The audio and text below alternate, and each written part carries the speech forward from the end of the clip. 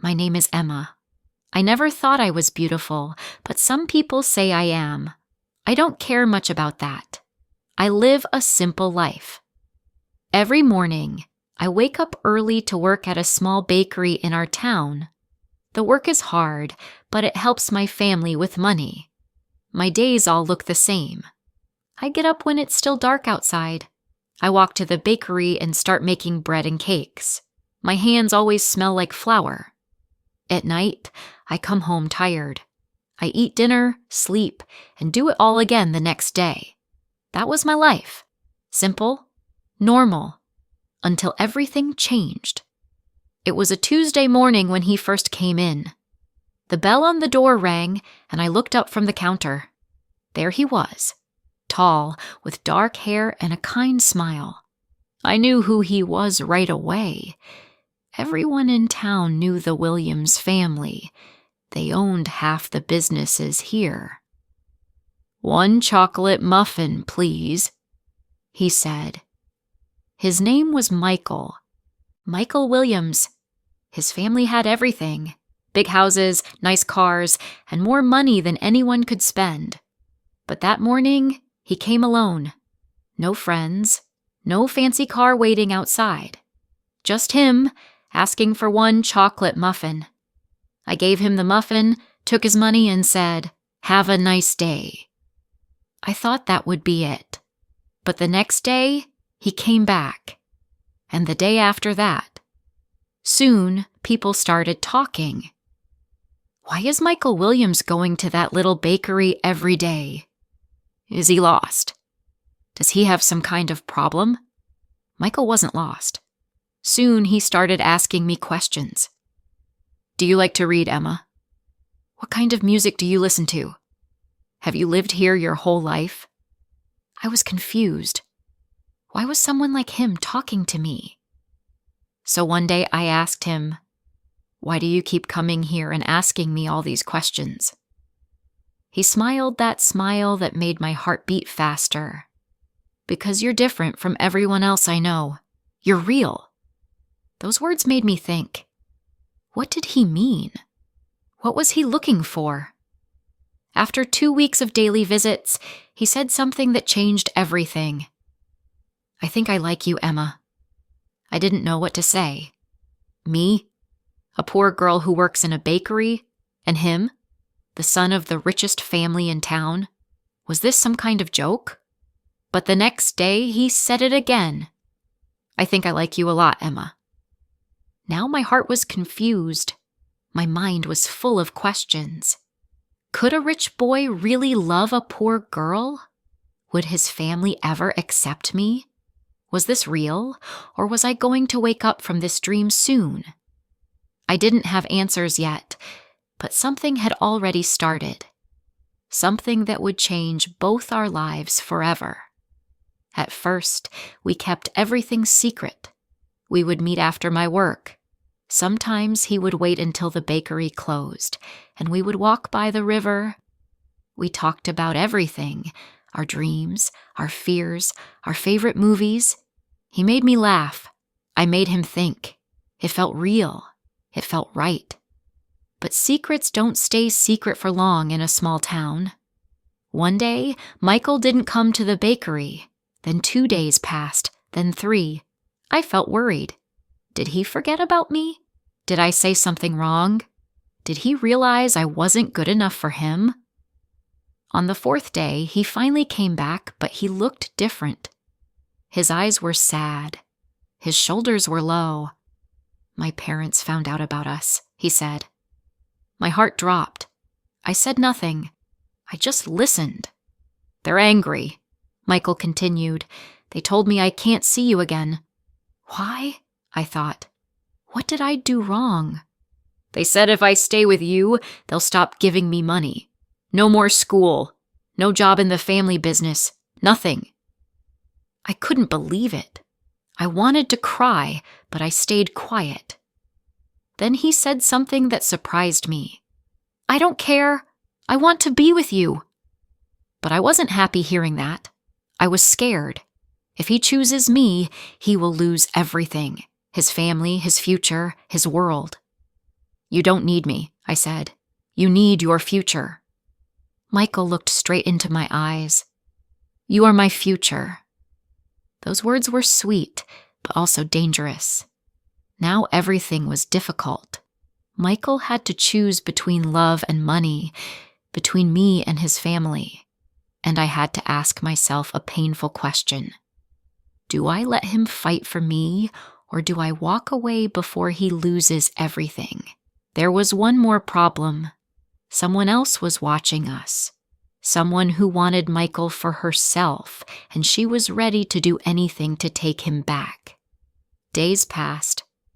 Michael kept visiting me at the bakery, even when his parents told him not to.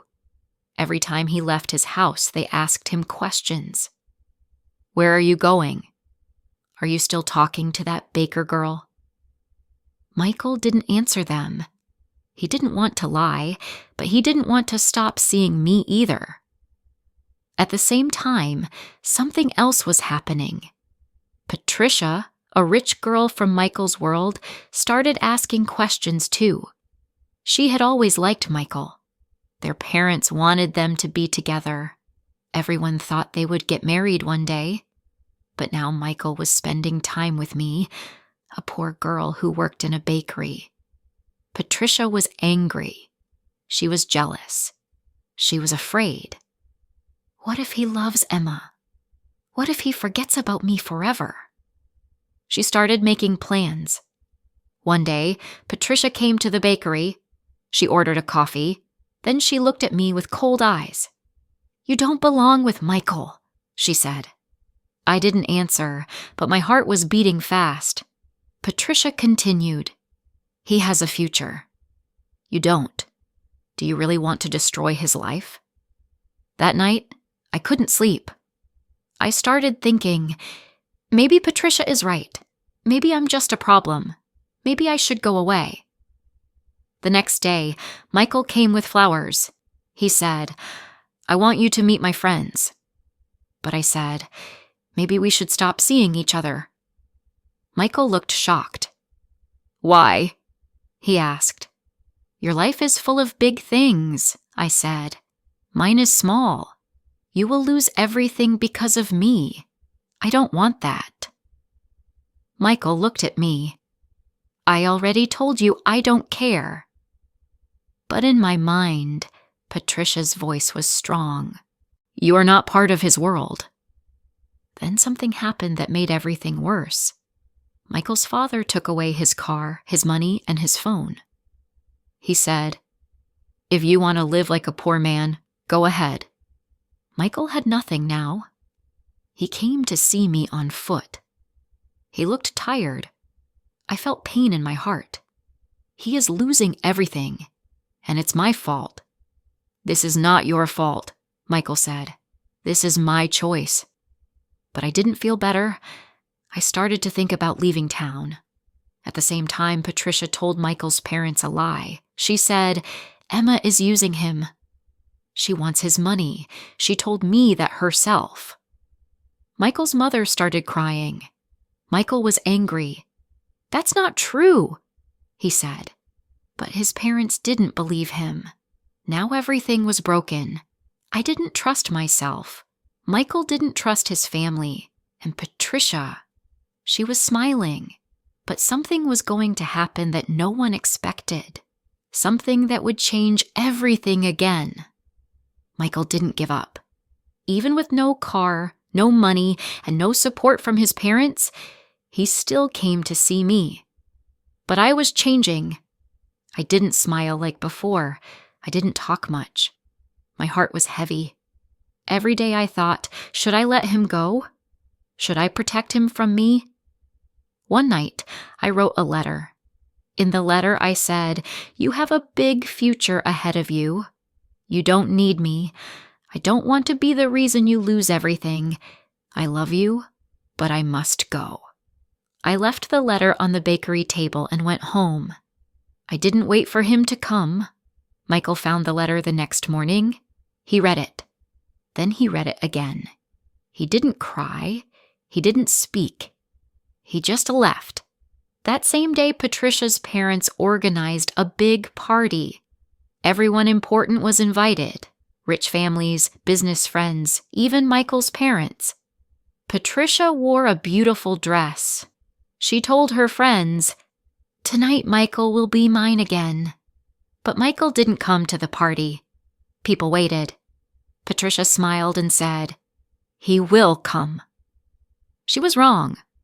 Far away from the party, Michael was walking to my house. When he arrived, I was surprised to see him. "Why are you here?" I asked. He gave me back my letter, and then he said, "You don't decide for me. I decide, and I want you. Not money, not parties, not lies." I felt something I hadn't felt in days, hope. But back at the party, something else was happening. Michael's mother found a voice message on Patricia's phone. Patricia had forgotten to delete it. In the message, Patricia said, "Emma is just a poor girl. She's no danger. I'll scare her and she'll leave him. Trust me." Michael's mother listened in silence. Then she said to her husband, "We made a mistake." Everything was about to change, but no one knew what would happen next.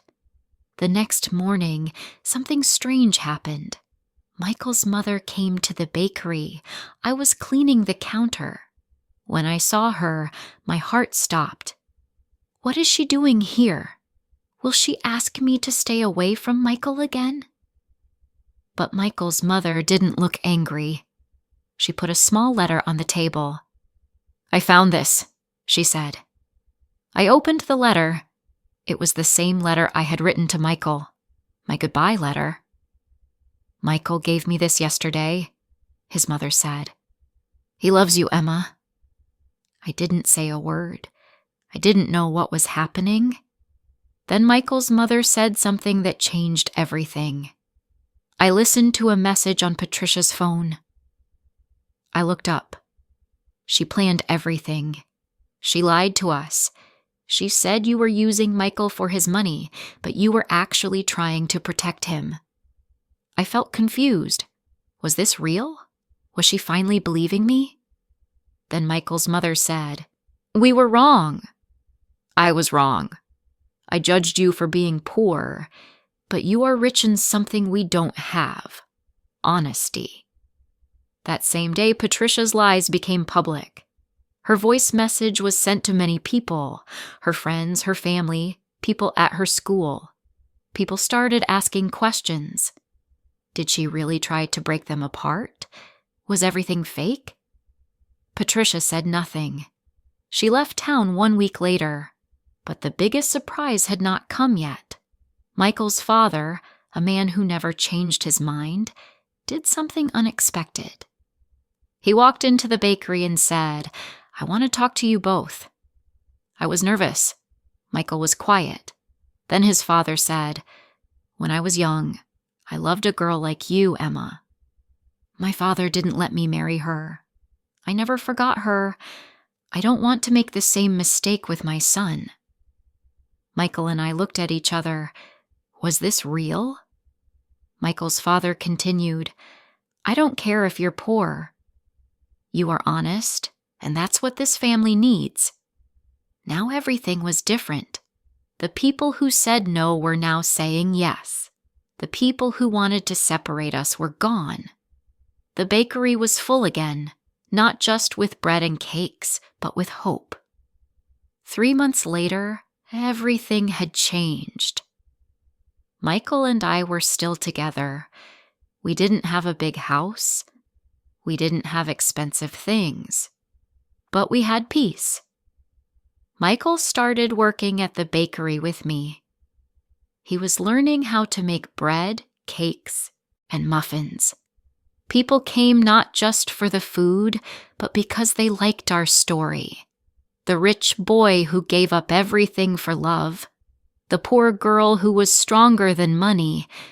Some people didn't believe it. Some people still talked behind our backs. But Michael and I didn't listen. We were happy. Michael's parents visited the bakery every Saturday. His mother always said, "I'm proud of you both."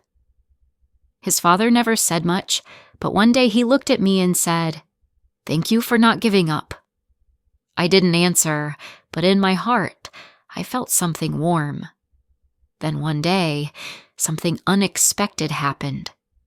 Michael's father gave him a letter. Inside was a small piece of paper with one sentence. "The family business is yours if you still want it." Michael didn't know what to say. I told him, "You don't have to choose now. You can have both, a new future and me." Michael smiled.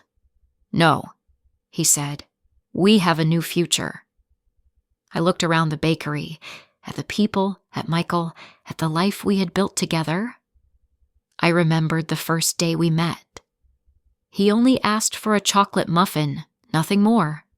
And now we had love, respect, and trust. No one could take that away. Patricia was part of the past now. No more games, no more lies. Some people still said, "It won't last." But every morning when I opened the bakery and Michael turned on the lights, we both knew one thing. Love had won. Not because it was easy, not because it was perfect, but because we chose it every day. Sometimes people think money is the most important thing, but money can disappear. Love cannot. Michael had everything, but he wasn't happy. I had nothing, but I had peace in my heart. When you love someone, you want the best for them, even if it hurts. I tried to leave because I wanted to protect him. He stayed because he wanted to protect us. Love is not about gifts or big houses. It's about choosing each other, even when it's hard. If someone loves you for who you are, not for what you have, that is real love. And real love is stronger than lies, fear, or money. So if you are ever in the middle of a big choice like we were, ask yourself, what makes my heart feel full, even when my hands are empty? That's the right answer. I'm Emma. I work in a bakery. I never thought I was special. But Michael showed me that I am.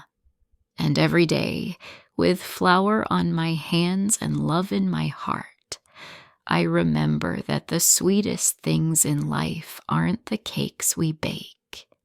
It's the people we choose to share them with.